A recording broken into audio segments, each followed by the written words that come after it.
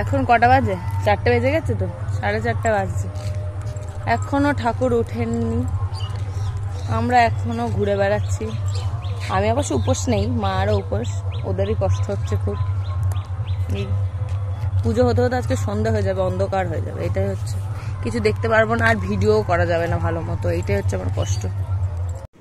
আর এই জায়গাটা একটু দেখো, এই জায়গাটা এত সুন্দর। এটা হচ্ছে আমাদের আড্ডা মারার জায়গা। আমরা গেলে মানে বোনরা মিলে আমরা এখানেই সারাক্ষণ বসে থাকি, তার কারণ এত সুন্দর হাওয়া দেয়, মানে মন শান্তি হয়ে যায় গেলে। ওখান থেকে আসতে চাইলে মানে সারাদিন ওই জায়গাটা থাকলেই মানে আমাদের ভালো হয় এরকম। আর ওটাও কিন্তু একটা ঠাকুরের থান, ওখানেও পরের মাসে পুজো হবে।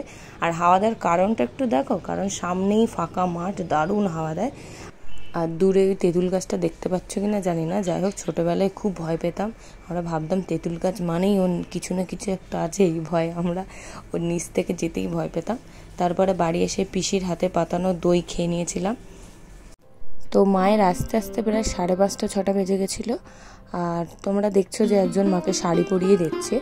তো এটা হচ্ছে হয়তো উনি মানসিক করেছিলেন মাকে শাড়ি পরিয়ে দেবেন, তাই এরকম এক একজন এক এক রকম মানসিক করে থাকে। কেউ শাড়ি মানসিক করে থাকে, কেউ আলতা সিঁদুর, বা কেউ ফলমূল।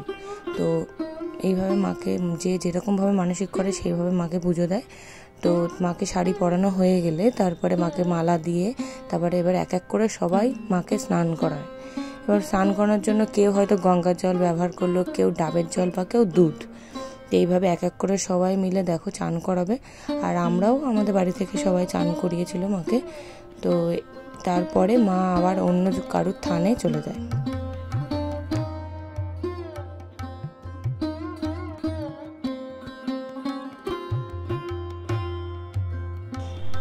বছরের একটা দিন মানে গ্রামের সবাই মাকে একটু স্পর্শ করার সৌভাগ্য পায়।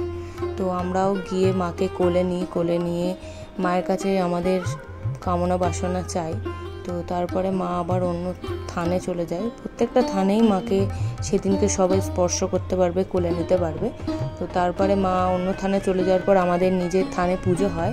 আর আমাদের পুজো কোনো ব্রাহ্মণ দ্বারা হয় না, মানে এটাই নিয়ম হয়ে আসছে যে বাড়ির বউরা মায়ের পুজো করে। তো আমার পিসি, মা, কাকিমারা সবাই মিলে মায়ের পুজো দেয়। প্রত্যেকটা থানে বাড়ির সব মহিলারাই পুজো দিয়ে থাকে। আর সেদিনকে পুজো হতে হতে প্রায় সন্ধে হয়ে গেছিলো, অন্ধকার হয়ে গেছিলো। তো আমি পুরোটা ভিডিও করতে পারিনি, যতটা পেরেছি, যতটা দেখানো সম্ভব হয়েছে তোমাদেরকে দেখালাম। তো কেমন লাগলো অবশ্যই বলো। আর পুজোর দিনের পরের দিনে যা যা হয়ে থাকে, তো 3 দিন মা থাকেন, ওই 3 দিন আর কী কী হয়ে থাকে সবগুলো তোমাদের পরের ভিডিওতে দেখাবো অবশ্যই। তো দেখা হচ্ছে পরের ভিডিওতে।